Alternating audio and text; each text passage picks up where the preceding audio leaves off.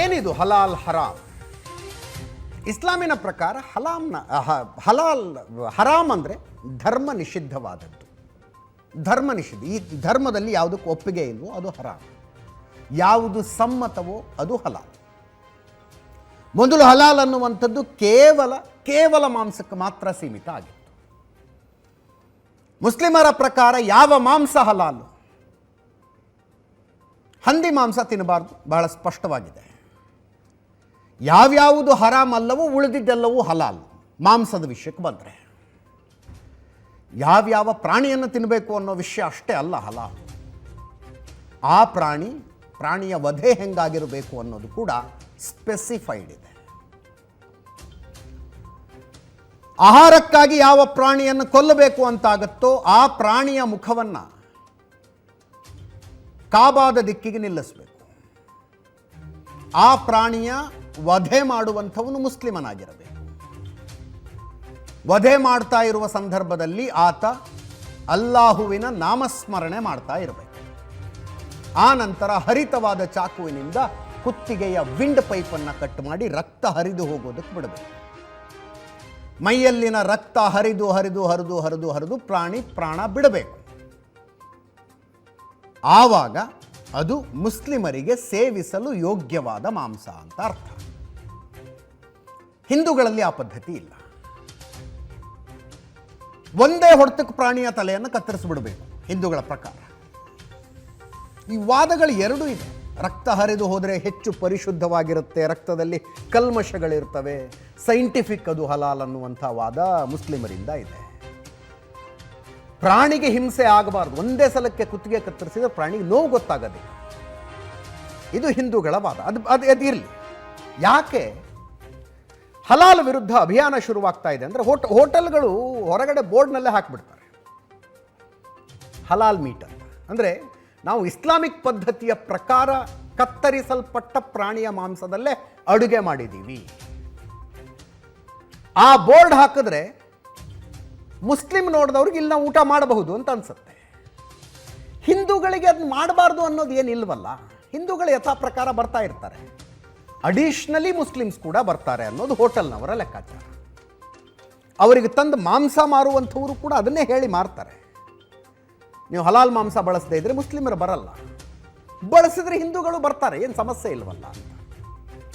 ಅದರ ಹಿಂದಿನ ಆ ಎಕನಾಮಿಯನ್ನು ಎಕ್ಸ್ಪ್ಲೇನ್ ಮಾಡೋದಕ್ಕೆ ಈಗ ಈ ಪಡೆ ಹೊರಟಿರುವಂಥದ್ದು. ನೀವು ಹಲಾಲ್ ಮಾಂಸವನ್ನು ಖರೀದಿ ಮಾಡ್ತೀರಿ, ಹಲಾಲ್ ಮಾಂಸ ಅಂತ ಬೋರ್ಡ್ ಹಾಕ್ತೀರಿ ಅನ್ನೋದಾದರೆ ಆ ಮಾಂಸ ಒಬ್ಬ ಮುಸ್ಲಿಮನಿಂದಾನೇ ಕತ್ತರಿಸಲ್ಪಟ್ಟಿರುತ್ತೆ.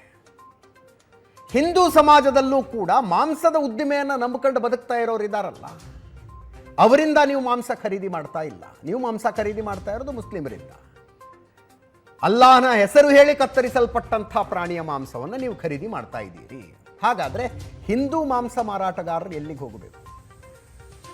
ಪ್ರತಿ ವರ್ಷ ಲಕ್ಷಾಂತರ ಕೋಟಿ ರೂಪಾಯಿಯ ಟರ್ನ್ ಓವರ್ ಇರುವಂಥದ್ದು ಈ ಮಾಂಸದ ಬಿಸ್ನೆಸ್. ನೀವು ಹಲಾಲ್ ಮಾಂಸ ಅಂತ ಹೊರಟ್ರೆ, ಮುಂಚೆ ಅಂಗಡಿಗಳಿಗೆ ಮಾತ್ರ ಸೀಮಿತ ಆಗಿತ್ತು. ಆನಂತರ ಹೋಟೆಲ್ ಹೊರಗಡೆ ಬೋರ್ಡ್ ಮೇಲೆ ಹಲಾಲ್ ಅಂತ ಬರೆಯೋದಕ್ಕೆ.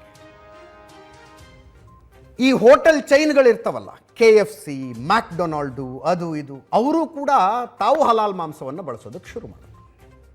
ಅಲ್ಲಿಗೆ ಹಿಂದೂ ವ್ಯಾಪಾರಿಗಳ ಮಾಂಸವನ್ನು ಖರೀದಿ ಮಾಡೋದಿಲ್ಲ, ಮುಸ್ಲಿಂ ವ್ಯಾಪಾರಿಗಳ ಮಾಂಸವನ್ನು ಮಾತ್ರ ಖರೀದಿ ಮಾಡ್ತೀವಿ ಅಂತ.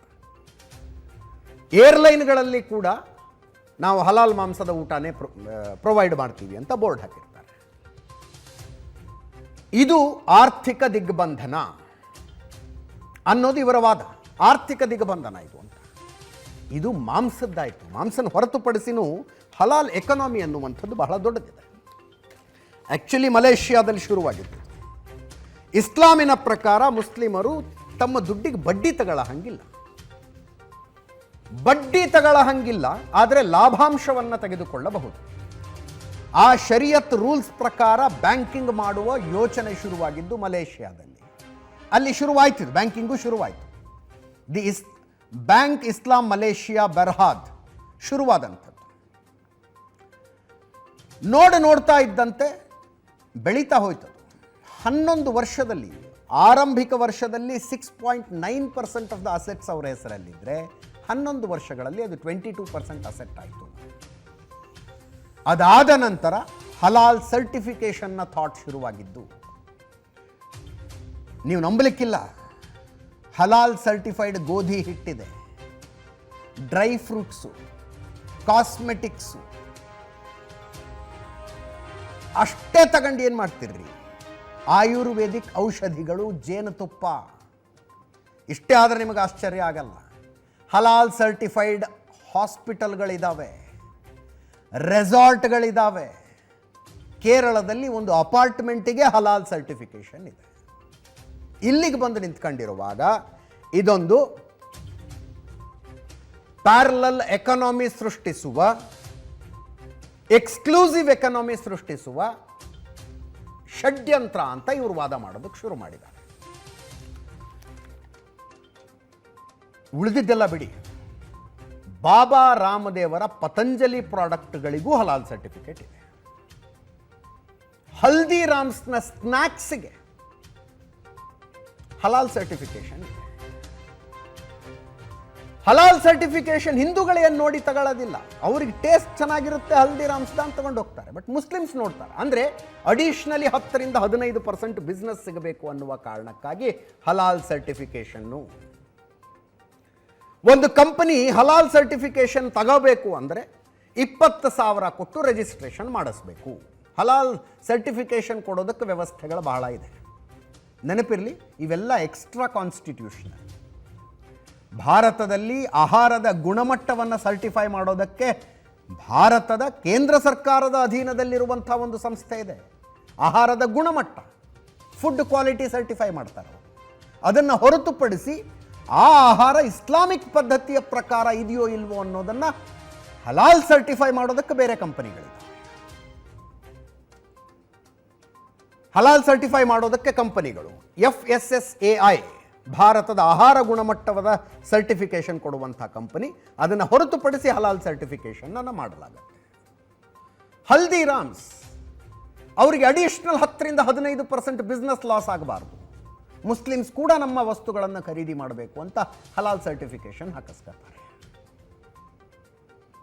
ಬಾಬಾ ರಾಮದೇವ್ ಇಸ್ಲಾಮಿಕ್ ರಾಷ್ಟ್ರಗಳಿಗೆ ಉತ್ಪನ್ನಗಳು ಹೋಗಬೇಕು, ಪತಂಜಲಿ ಪ್ರಾಡಕ್ಟ್ಸು. ಅಲ್ಲಿ ಹಲಾಲ್ ಸರ್ಟಿಫಿಕೇಟ್ ಇಲ್ಲದೆ ಇದ್ದರೆ ಯಾರೂ ಖರೀದಿನೇ ಮಾಡೋದಿಲ್ಲ. ಅವ್ರು ಹಲಾಲ್ ಸರ್ಟಿಫಿಕೇಶನ್ ಹಾಕಿಸ್ಕೊಳ್ತಾರೆ. ಹಲಾಲ್ ಸರ್ಟಿಫಿಕೇಶನ್ ಕೊಡುವಂಥದ್ದೇ ಸಾವಿರಾರು ಕೋಟಿ ರೂಪಾಯಿಯ ಉದ್ಯಮ ಆಗಿದೆ. ಜಾಮಿಯತ್ ಉಲೇಮಾ ಹಿಂದ್ ಅನ್ನುವ ಒಂದು ಟ್ರಸ್ಟ್ ಅದು. ಆ ಟ್ರಸ್ಟ್ ಹಲಾಲ್ ಸರ್ಟಿಫಿಕೇಶನ್ ಕೊಡುತ್ತೆ. ಇದರ ಮೇಲೆ ಯಾವುದೇ ರೀತಿಯ ಸರ್ಕಾರದ ಕಂಟ್ರೋಲ್ ಇರೋದಿಲ್ಲ. ಈ ಹಲಾಲ್ ಸರ್ಟಿಫಿಕೇಶನ್ನಿಗೆ ಭಾರತ ಸರ್ಕಾರದ್ದು ಮಾನ್ಯತೆ ಇರೋದಿಲ್ಲ. ನಾನು ಯಾವಾಗಲೇ ಹೇಳಿದ್ನಲ್ಲ, ಎಕ್ಸ್ಟ್ರಾ ಕಾನ್ಸ್ಟಿಟ್ಯೂಷನಲ್ ಸರ್ಟಿಫಿಕೇಶನ್ ಪ್ರಾಸೆಸ್. ಈ ಹಲಾಲ್ ಸರ್ಟಿಫಿಕೇಶನ್ ವಿರುದ್ಧ ಅಭಿಯಾನ ಶುರುವಾಗಿದೆ. ಹಲಾಲ್ ಸರ್ಟಿಫಿಕೇಶನ್ ಇದ್ದರೆ ನೀವು ಸಾಮಾನುಗಳನ್ನು ಖರೀದಿ ಮಾಡಬೇಡಿ ಅಂತ. ಇದು ನಮಗೂ ಅರ್ಥ ಆಗ್ತಿಲ್ಲ. ಇದು ಅನೇಕ ಮುಸ್ಲಿಂ ಮುಖಂಡರಿಗೆ ಕೇಳಿದ್ವಿ, ಹಲಾಲ್ ಸರ್ಟಿಫೈಡ್ ಗೋಧಿ ಹಿಟ್ಟು ಅಂದರೆ ಏನು, ಹಲಾಲ್ ಸರ್ಟಿಫೈಡ್ ಜೇನುತುಪ್ಪ ಏನು. ಮಜಾ ಅಂದರೆ ಇವತ್ತು ಸಂಜೆ ಲೆಫ್ಟ್ ರೈಟ್ ಟ್ರೆಂಡ್ ಸೆಂಟರ್ನಲ್ಲಿ ಇದೇ ಡಿಬೇಟ್ ನಾವು ಮಾಡ್ತಾ ಇದ್ವಿ. ರಿಯಾಜ್ ಅಹಮ್ಮದ್ ಶಿವಮೊಗ್ಗದಿಂದ ಬಂದು ಕೂತ್ಕೊಂಡಿದ್ರು. He is very clear. ಎಲ್ಲರ ದೇವರು ಒಬ್ಬನೇ, ಆತನೇ ಅಲ್ಲಾಹು. ಆತನ ಹೆಸರಿನಲ್ಲಿ ಒಂದು ಪ್ರಾಣಿಯನ್ನು ಕತ್ತರಿಸಲಾಗಿದ್ದರೆ ಅದನ್ನು ತಿನ್ನೋದಕ್ಕೆ ಏನು ಸಮಸ್ಯೆ ನಿಮಗೆ? ಇದು ಕೇವಲ ಅಷ್ಟೇ ವಿಷಯ ಆಗಿದ್ರೆ ಸಮಸ್ಯೆ ಇರಲಿಲ್ಲ.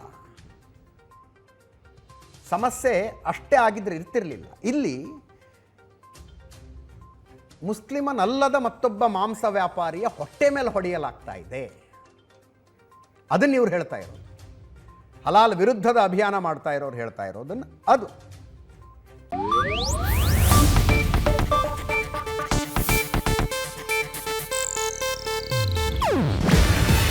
ಇದು ಏಷ್ಯಾನೆಟ್ ನ್ಯೂಸ್ ನೆಟ್ವರ್ಕ್ ಪ್ರಸ್ತುತಿ.